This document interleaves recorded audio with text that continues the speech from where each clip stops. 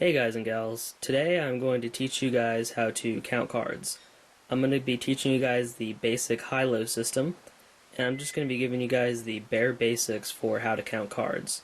So if there's something that's not in this video that you think should be in this video, it's probably going to be another video that's slightly more advanced and not so basic. I'm going to start off with what the values for each of these cards are.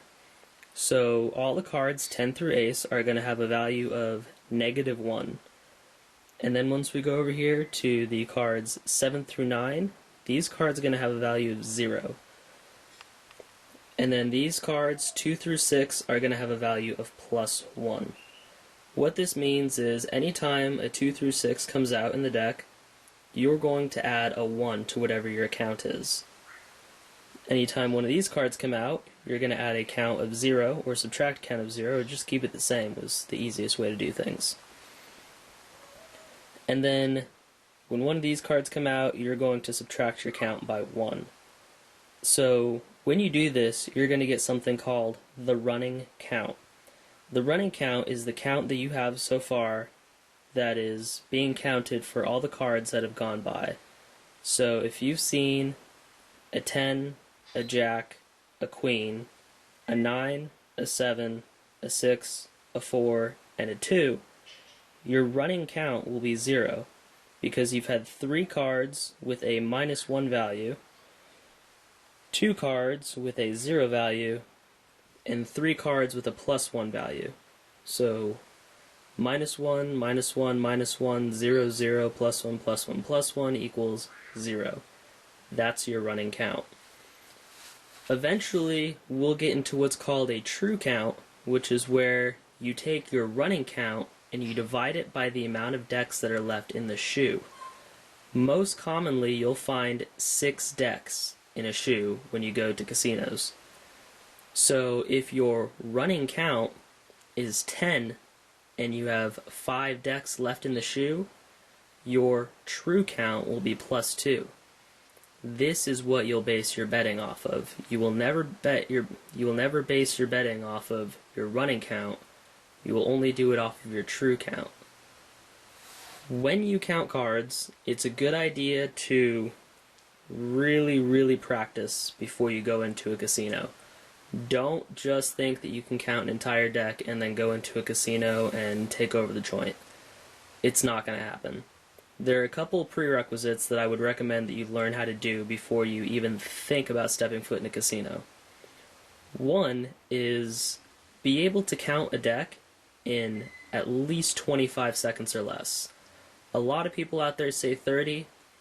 I say 25 comfortably and consistently because some of those dealers out there are really fast. I know a friend of mine who could count a deck in 45 seconds and he thought he was ready. The first dealer he went to was pretty slow, and it wasn't that hard for him at all. But the next dealer was one of those really fast dealers, and he just couldn't keep up, and he lost $300 in about 10 minutes. So I wouldn't recommend doing this unless you absolutely are confident in your abilities. 2, when you practice, I would practice with loud music, as many distractions as possible. Welcome people to interrupt you and start conversations with you while you're practicing, because it's just going to make you that much more prepared for when you're actually in a casino. Okay, now that I've told you guys what the assigned values are for each of the cards, we're going to go through a quick run through of how to count cards, how to count a deck. 10 through ace obviously being -1, 7 through 9 being neutral or 0, and then 2 through 6 being +1. I'm just going to run through a deck like you should, at least when you're first starting. When you get more experience and you're not so much of a beginner anymore and you get pretty good at it, you should be going a lot faster than this pace. I'm just going to outline what you guys should start at and see what you guys should start at and see how things go. So we're going to do this. There's a 4, a 7, a queen, your count's is 0, and then a queen, 8, 8, 4, 2, 5, 4, your queen. Right now your count is at +2, if you've been keeping track. So we're going to keep going.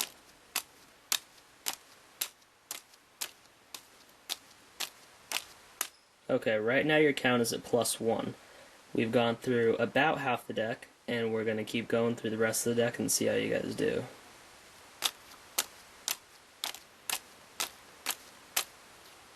Oops, sorry about that. So right now your count should be at 0. Sorry, one of those cards got stuck there.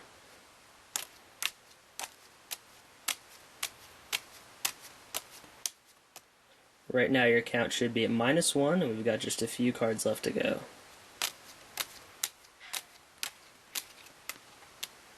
Alright, so if we did that right, which we did, it looks like, we are at 0 for the entire deck.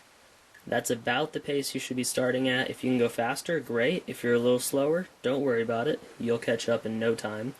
It shouldn't take that long. Your body's pretty good at adapting to things, and that includes your eyes and your brain.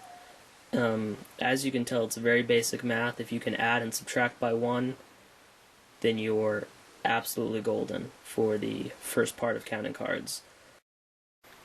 Something else I'd like to introduce to you guys is counting in pairs. This will definitely help your guys' counting out if you guys are having trouble going up and down by 1 really quickly.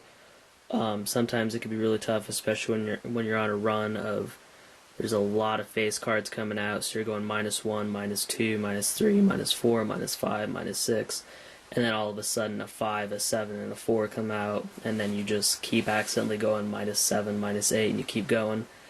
And sometimes that can happen, and sometimes that can be pretty brutal, and it'll hurt your counting a lot. So what you want to do is probably try and start practicing to count by pairs.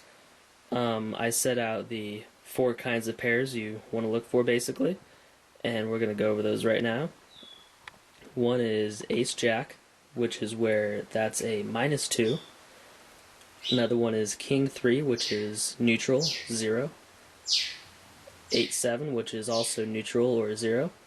And then we've got 6-2, which is good for +2. No matter what, for any of these, it's going to be easy, and you're going to be able to count by 2. So if you see a 2, a 6, an 8, a 7, you know it's +2 because you have the +2 and the 0 matches. And it's a lot easier to count by 2 than it is by 1, especially when you're on a run like that. And it's so much easier to just pair things up, and it takes a lot less time because you have twice as long to make the calculation as you would otherwise. If you're counting by 1s and by individual cards, you have maybe a quarter to a third of a second to make the calculation. If you're doing it by pairs, you have a little over half a second usually to make the calculation, and that's a lot easier on you guys and on everybody to do that. So that's something to think about and something to practice while you're counting your cards. Another thing I recommend is when you're counting cards, I actually highly recommend this, is practice also dealing out hands as if you would in blackjack and count cards while you're playing. It's very difficult at first when you're at a table to count cards and count the value of your hand and the dealer's hand simultaneously. You don't know whether you should keep count of your hand or the dealer's hand or the count, because you don't want someone to make a mistake and accidentally take your money when they shouldn't have. You can assume someone else at the table is going to say something, but they might not. And you don't want the dealer to take your money when they should have lost or it should have been a push. You don't want to lose money like that. So make sure that you learn how to know that a 6, an 8, and a 7 is 21, and that a 2, a king, and a 3, and a 7 is 22. And you know that off the top of your head, while you also know at the same time a 2, a king, a 3, and a 7 is a +1 count. So you want to be able to make sure you know all those things, and you're able to do that very comfortably, and it's just second nature to you. So really practice on that as well, and we'll see you guys next time with another video on counting cards, and hope